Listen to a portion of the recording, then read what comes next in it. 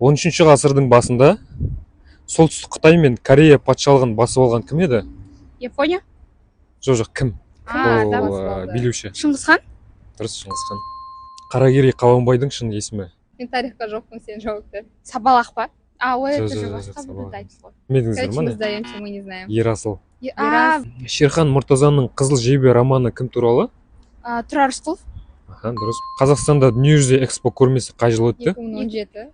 Дұрыс. Қазіргі Словения, Хорватия, Македония, Босния және Герцеговина, Черногория, Сербия бұрын қандай біртұтас мемлекет болды? Словакия? Жоқ. Айтайын ба? Югославия. Югославия. ТМД сөзін ашып айтсақ? Тәуелсіз мемлекеттер достастығы. Дұрыс. Қазақстандағы ең үлкен облыс? Қарағанды. Орталық Қазақстан. Жоқ. Алматы облыс? Жоқ. Ақтөбе?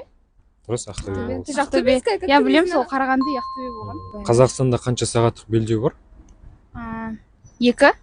Дұрыс, 2 сағат. Всю жизнь живу по одному времени. Никогда не был в Ақтөбеде. Алжир қай мемлекеттің астанасы? Алжирдің? Дұрыс, Алжирдің. Қазақстандағы ең ұзын өзен?